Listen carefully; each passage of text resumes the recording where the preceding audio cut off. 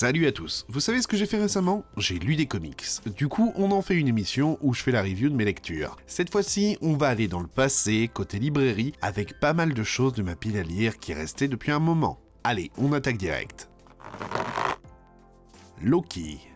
Chaque histoire, chaque légende peut être racontée de manière différente. Le moment est venu de connaître le point de vue de Loki, le demi-frère de Thor. Sa soif insatiable de pouvoir, ses sentiments ambigus pour Lady Sif, sa haine envers Thor prennent une toute autre dimension dans cette aventure qui nous plonge dans l'univers onirique du fabuleux royaume d'Asgard.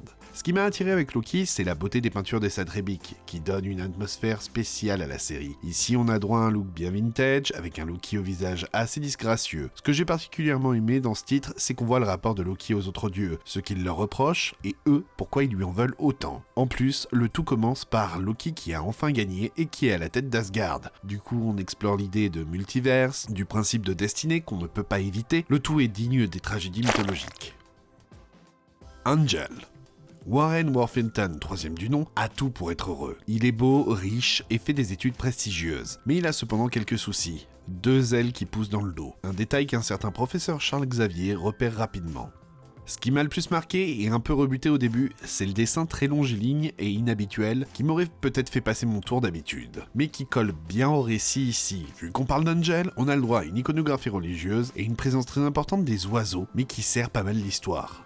J'ai trouvé que c'était une super idée de montrer les années de Warren avant de rejoindre l'Institut Xavier. Et même si le tout est un peu classique, ça reste sympa et assez rare concernant un X-Men d'habitude mis en seconde zone. Hit Girl en Colombie. Hit Girl reprend du service, mais elle ne veut plus travailler seule. Comme Dave Levitsky a rangé le costume de Kick-Ass, la jeune Mindy recrute le plus violent des tueurs à gages de Colombie. On a le droit à la suite des aventures de Hit Girl qui se lance dans un road trip autour du monde afin de trouver des challenges à sa hauteur. Le voyage est donc une débauche de violence et de mort, mais le tout perd de son impact avec le temps vu qu'il n'y a que ça. Au final, le tout devient peu mémorable et ne fait en rien avancer la licence. Ce n'est donc plus qu'une lecture brainless et pas vraiment belle, dans un style manga cartoon. Hit Girl au Canada.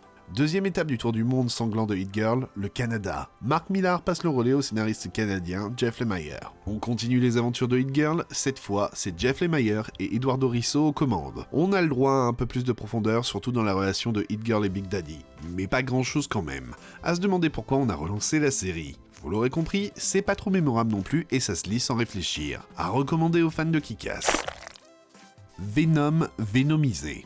Les poisons sont prêts à attaquer l'univers Marvel. Pour se dresser sur leur route, Venom va devoir mettre en place tout ce qu'il a appris durant Venomverse et Poison X. Et surtout, il va devoir réussir à convaincre Spider-Man de travailler avec lui.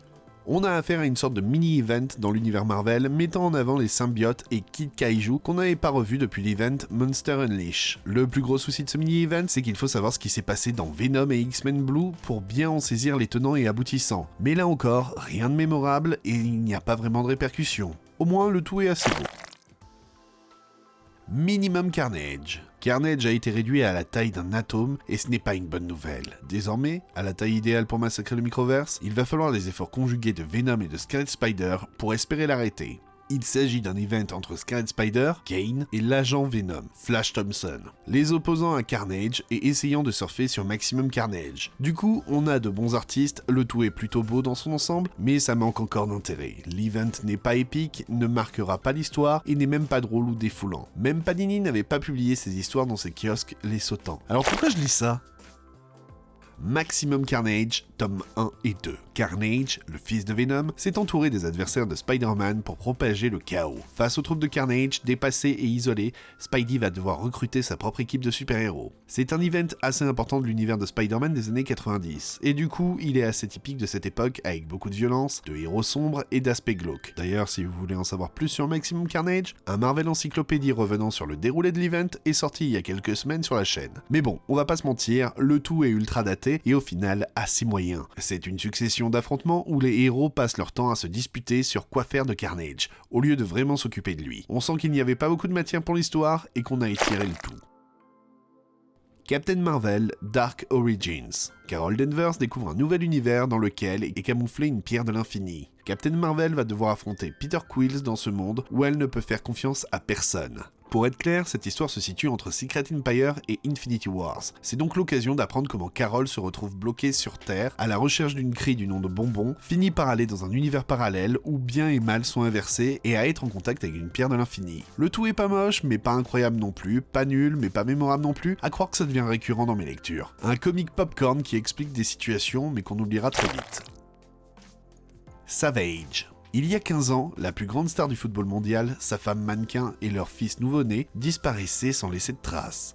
Le monde les croit morts. Mais en réalité, leur jet s'est écrasé sur une île mystérieuse, peuplée de créatures venues d'un autre temps. Voici comment ils ont perdu leur humanité. Avec ce titre, on a une plongée dans le monde de Turok. Mais on n'a pas le droit de dire Turok parce qu'on n'a plus les droits. Savage, c'est comme si David et Victoria Beckham étaient échoués sur une île pas si déserte que ça, pleine de dinosaures. Le parfait endroit pour élever un bébé, C'est aussi l'occasion de voir deux époques différentes, celle de l'arrivée des parents sur l'île et celle où l'enfant se prend en main, avec deux dessinateurs au style bien marqué. Très sympa, bien rythmé, avec de bonnes scènes choc, même si le tout n'est pas forcément des plus originales.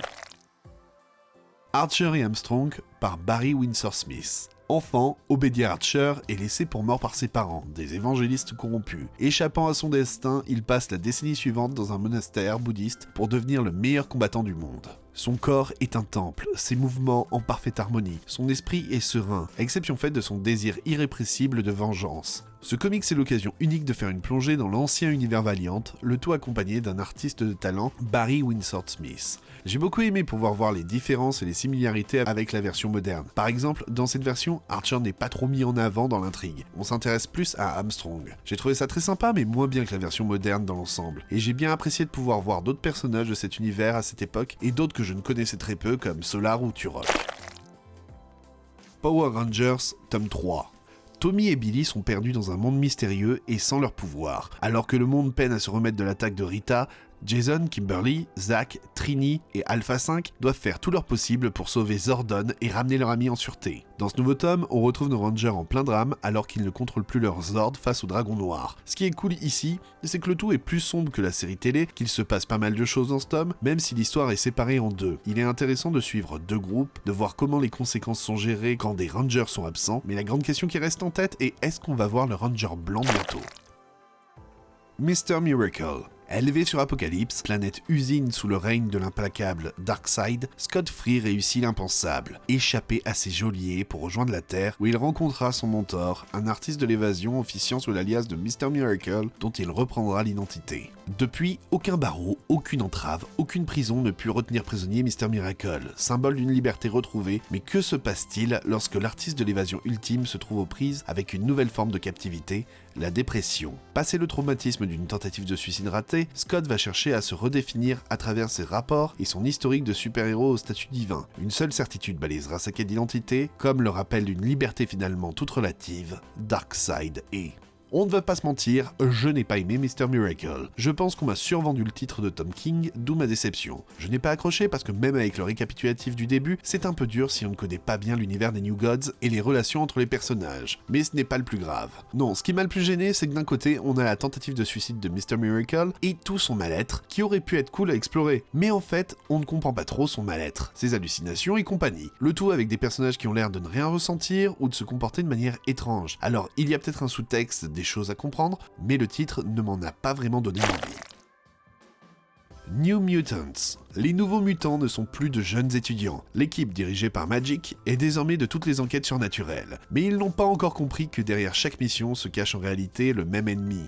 Avec ce titre, je me suis vraiment fait avoir, parce que c'est vraiment pas beau à l'intérieur, et que je me suis arrêté à la couverture de Ryan Stegman pour me décider. Ouais, je me suis encore fait avoir. New Mutants, c'est donc une nouvelle équipe issue des mutants secondaires de X-Force, X-Factor et New Mutants avec Magik en leader, ce qui est assez surprenant à voir. Ne pas avoir suivi les séries précédentes n'est pas une nécessité, mais il vaut mieux avoir suivi X-Factor pour comprendre les sous-entendus par exemple entre Rain et Guido. Au final, la série est sympa sans modifier à jamais l'univers des mutants, et même si la fin est assez étrange, elle aura des répercussions dans Uncanny X-Men du même scénariste.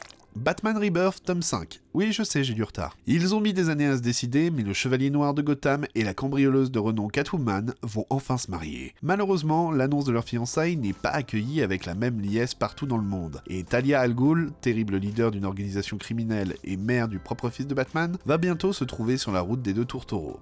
J'ai été assez surpris par ce tome de Batman, parce qu'on a le droit à de très beaux dessins de Joel Jones et de Clayman, chacun dans un style qui leur est propre. Côté scénario, on a affaire à des histoires courtes liées au mariage, mais où le personnage n'est pas en pleine dépression, mais sur les préparatifs du mariage. On en profite aussi pour développer la relation Batman-Superman, Lois-Selina, pour montrer les ressemblances et les différences des couples. J'ai aussi beaucoup aimé les origines de Bruce Wayne qui permettent une introspection sur Bruce. J'avoue avoir été agréablement surpris de prendre du plaisir à la lecture de l'ensemble du tome et de voir que le tout n'était pas trop décompressé.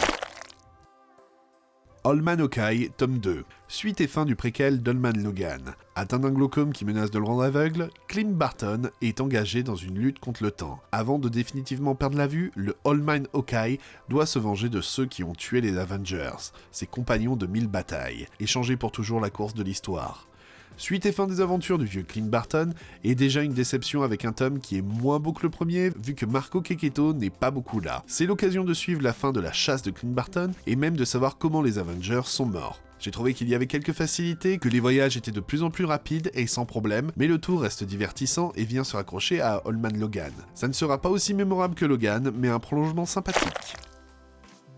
All New Ghost Rider, tome 1 et tome 2. Un nouveau Ghost Rider fait son apparition à Los Angeles, au volant d'une voiture. Habitant d'un quartier où règne la violence, des gangs et le trafic de drogue, le jeune Robbie Reyes se découvre d'incroyables pouvoirs. Il va alors les utiliser pour affronter la pègre, et notamment le Dr Zabo et Mr Hyde. Avec cette série, on assiste à la création d'un nouveau Ghost Rider, mais sans garder le concept de pacte avec Mephisto ou la moto qui est remplacée par une voiture. Ce Ghost Rider fait partie de la nouvelle gamme de nouvelles versions de héros d'il y a quelques années. Dans l'ensemble, l'histoire est assez sympa, même si pas des plus originales. On change surtout de lieu, la banlieue hispanique de la côte ouest et le lycée. Sur le fond, on reste toujours sur des histoires de criminels à punir. Le style graphique est surprenant, proche du graphe, mais le tout baisse en qualité avec le tome 2. Dark Crystal, tome 1, 2 et 3. Des années ont passé depuis que Jen et Kira sont devenus rois et reines de Thra. Corrompus par le pouvoir, ils ne ressentent plus les besoins du monde qu'ils ont autrefois contribué à sauver. Turma, une jeune élémentaire de feu, est alors chargée de voler un morceau du Dark Crystal pour restaurer le pouvoir de son royaume. En chemin, elle se liera d'amitié avec le jeune Gelfling Kencho, ramenant accidentellement les Skeksis et les Mystics. C'est le début d'une incroyable aventure. Voilà enfin la suite au film des années 80 aux comics. Un principe assez courant mais surprenant pour cette licence. Alors, je vous le dis tout de suite, connaître le film n'est pas une obligation, mais c'est pas plus mal si vous le connaissez déjà. Ici, on reprend le concept du couple qui doit sauver son monde via un voyage plein de péripéties. Mais depuis, le temps a passé et ça nous permet de voir que tout n'a pas super bien tourné à la fin du film, malgré les bonnes intentions de nos héros. Ici, on a donc affaire à des héros moins calmes que ceux du film, mais aussi parce que là, les personnages se complètent entre le très soumis et celui qui a un caractère explosif. Les choses semblent aller de plus en plus mal entre le retour des Skeksis, les mensonges et le monde qui dépérit. La fin est assez convenue, comme une boucle qui revient sur elle-même et ne dénature pas l'œuvre d'origine. En ce qui concerne le graphisme, le tout est assez beau et très fidèle au style du film. Une belle réussite en somme. Scott Pilgrim, tome 3. Scott Pilgrim a affronté 6 des ex-petites amies maléfiques de Ramona Flowers, mais maintenant, ils sont séparés. On peut se demander, est-ce que ça en valait vraiment la peine? Mais où est Ramona? Et puis alors, pourquoi les inquiétants messages de Gideon Graves continuent-ils à affluer? Comment tout cela va-t-il finir? Des robots, un méga Scott, le retour d'Envy Adams, une ultime bataille aux proportions subspatiales, c'est la fin de Scott Pilgrim telle que vous ne l'avez jamais vue. Les aventures de Scott Pilgrim touchent enfin à leur fin et ce dernier tome apporte son lot de réponses, que ce soit à la relation de Ramona et Gideon, comment l'histoire de Scott et Ramona va évoluer, est-ce que Scott va enfin grandir, et encore bien d'autres choses. Mais c'est surtout là qu'on peut voir tout le sous-texte de la série, sa réflexion, et voir qu'il s'agit plus que des aventures d'un jeune adulte inadapté socialement. Une très bonne lecture avec toute une bande qu'on est un peu triste de quitter en posant le tome. Cet épisode de J'ai lu des comics est désormais terminé. Si toi aussi tu as lu certains de ces comics et que tu es d'accord avec moi, donne-moi ton avis. Si tu n'es pas d'accord avec moi, donne-moi aussi ton avis dans les commentaires. Si tu penses que je dois absolument lire un titre qui est sorti récemment, dis-le moi aussi dans les commentaires. Merci par avance pour les partages de la vidéo, pour les commentaires, pour les petites visites sur Utip ou Tipeee, et on se retrouve très vite pour parler d'autres lectures, mais aussi de comics. See ya!